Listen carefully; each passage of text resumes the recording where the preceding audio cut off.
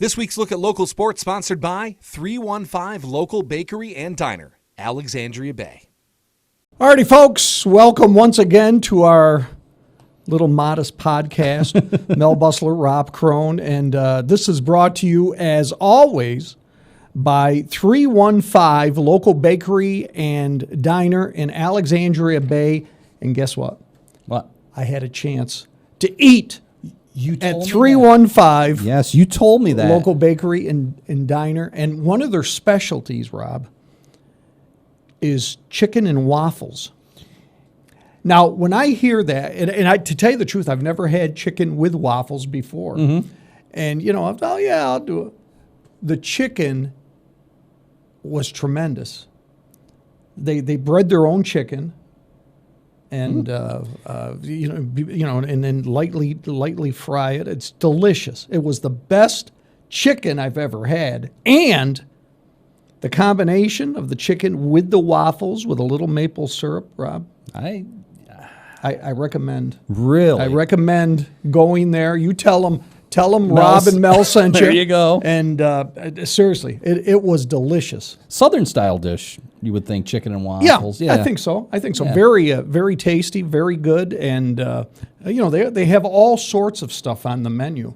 So if you get a chance, it's right on the main drag as you head into Alexandria Bay, right down towards the waterfront. Mm-hmm. Delicious stuff. And I bet you a great view as well. 315 Local Bakery and Diner in Alexandria Bay. Tell them Rob and Mel sent you. All righty.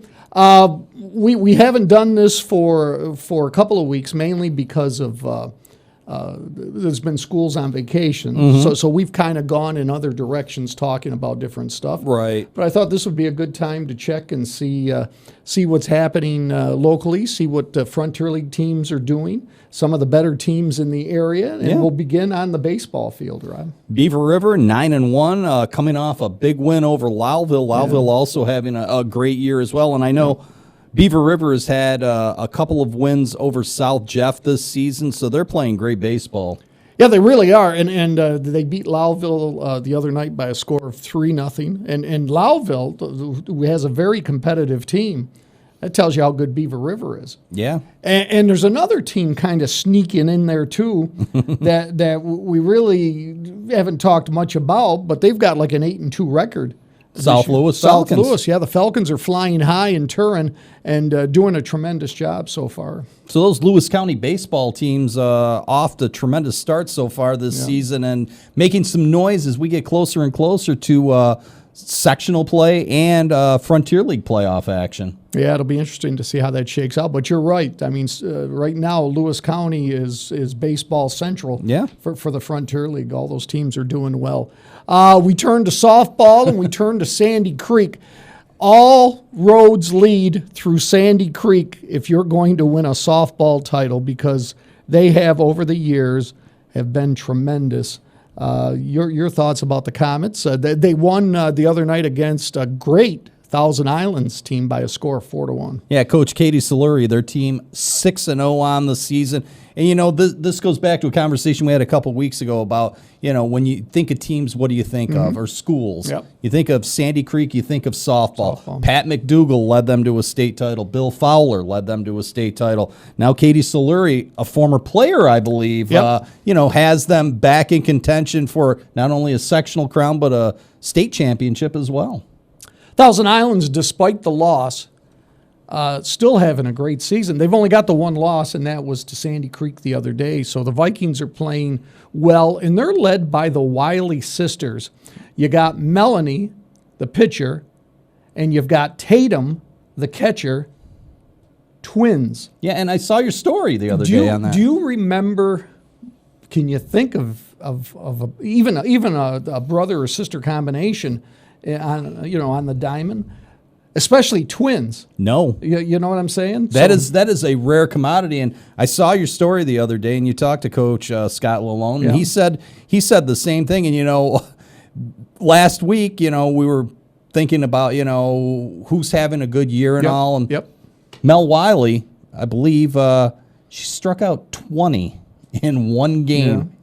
One short of striking out everybody. 7-inning game. Can I tell you a little secret? And you're not. Please don't tell anybody else. It's just you and I talking. I won't let the cat out of the bag. I know what you're going to say. She's going to be my athlete of the week this week. Secret. Secret. Don't tell anybody. We want to make sure that it comes as a surprise when it's on Friday night at 6. And she's not only a great player on the softball diamond. She's a pretty good player on the basketball court as well. Multi-talented. That family, the Wiley family from Thousand Islands, all great athletes. So, and by the way, sophomores. Wow. Which makes sense because they're twins. You would hope that one would not be a freshman if they were both born minutes apart. But yeah, they're both sophomores, and they're leading the Vikings to a great season. I know they're a little disappointed about losing to Sandy Creek. That's no shame. No. And that may give Coach Scott Lalonde reason to hang around for a few more years because I know, he's been talking, this might be my last year, but, with that tandem, he may hang around for a couple more seasons. And by the way, the facilities out there are pretty good. I mean, you've got the football field, and, they've got they haven't used the softball facility yet. But that's the turf. Turf is the way to go. If you can talk your school into getting turf, those of you who still don't have it, because most of the schools do have turf fields. And, speaking of turf, we were just talking out in the newsroom. On Monday, South Jeff is going to have the ribbon cutting for their new softball field, which it's kind of different. It has a turf infield and a grass outfield. So they're kind of excited about getting on that because it's been ready for a while, but they've had to do some things to the outfield. Haven't had a chance to play on it this season, but it looks like, they may get on that field next week and having a ribbon cutting on Monday. So, well, good news for South Jeff. And like I say, turf's the way to go. If you for schools, the upkeep of the field and stuff like that, which takes, people think it's too expensive. Hey, the upkeep for a grass field. Yeah. Costs you some money. So if you can swing the initial investment of a turf field, it'll pay for itself. And a perfect example of that is JCC baseball and softball. Yes. For years, nice. I mean, they would play on the field sometimes up at JCC. Most of the time they play at the fairgrounds. You get some rain. They couldn't get on the field. And most of their home games were bunched up in late April and early May. But with their new turf field, they were playing in March up there. Yeah. So, it's an investment that pays for itself, and at JCC as well. I know they've had some high school baseball and softball games up there as well. So, it's a good investment. It really is. So, schools should think about it.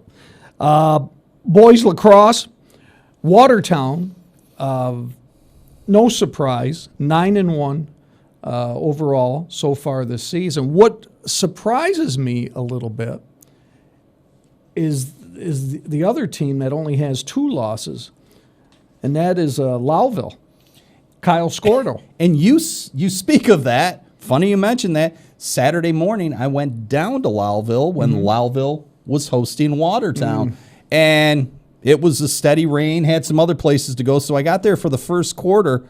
Lowville was up 4-1 at the end of the first quarter, well. but Watertown came back and eventually won that game. I believe it was 17-9. But Lowville looked pretty good against the Cyclones on Saturday, and both teams having great seasons so far. Yeah, Raiders should be happy. I mean, they're having a great season in boys lacrosse. So, and congratulations to Coach Scordo and the players.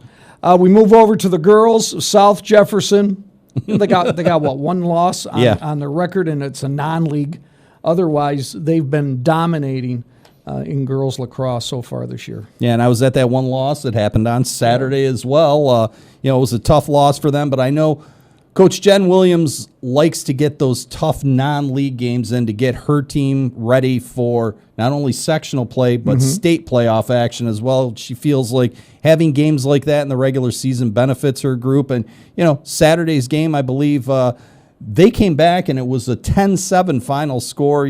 South Jeff made a run late, but, couldn't come back completely. Right. Great contest for them, though. A great test for them as well. And I think they're gonna they're going to go deep in the states this year. I really do. Oh, they should. I mean, once again, the Spartans are loaded. Yeah. The only team besides South Jeff in girls lacrosse is Watertown. Mm-hmm. Watertown has 4 losses.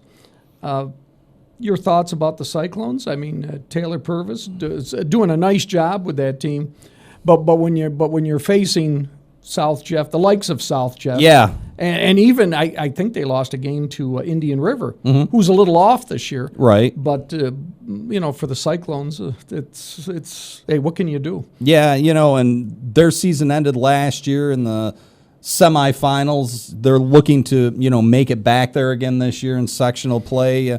Like you said, it's been an up and down year for them. So we'll have to see. They're kind of a young team this year. You were talking about Jefferson's turf field at the Coffeen Street campus, and one team taking advantage of that is the college softball team up at JCC.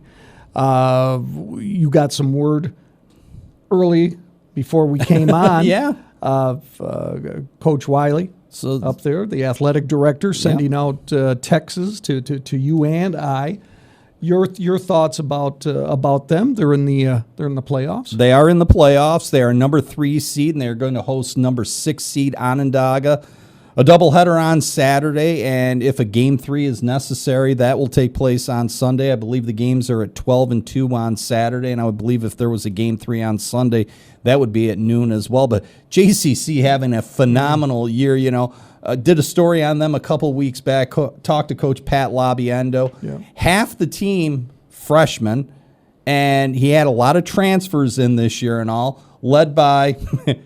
This is a name we just heard a few minutes ago, Delaney Wiley, another Wiley, and Katie well. Call from Indian River, who is a catcher, a couple of local products, and they've had an outstanding season. I believe, like 20-7 or something in that neighborhood. So, JCC, another women's team from JCC looking to make a deep run in the postseason and maybe make some noise. But you're right. I mean, I covered their last game the other day, and they were a lot of the names weren't familiar names that local softball players would know, but they had a nice mixture of local talent and also girls that they have brought in. I mean, the pitcher was exceptional for the Cannoneers. I believe the other it's day. Layla Killano, and I believe she's from Camden. She is from Camden. Yeah. And so, I mean, she pitched well, and they're playing well, and,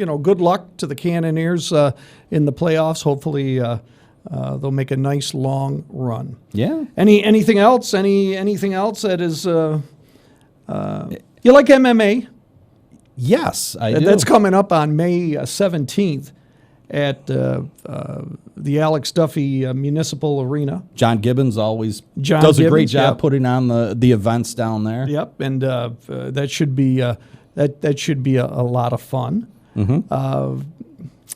But as of I'm trying to think of anything else. I mean, they've got a wrestling event this coming weekend at the fairgrounds. Now, before that wrestling event, I believe there's something else going on, and if you are a fan of WWE, WWF wrestling, I believe Hornswoggle, yes, is going to be making an appearance this weekend. I think he is, and I think Hornswoggle might be one of the promoters. Yeah, I don't know how old Hornswoggle is now, but he was pretty popular. He's up there in age. Is. This has been a while back since he was in the WWE. I want to say like late 80s, early 90s, maybe something like that. Yeah, but I think he's probably promoting the event. And with a name like Hornswoggle, it's going to be a good event. So that's going on this weekend, and the MMA next weekend, both at the Fairgrounds Arena. So check that out.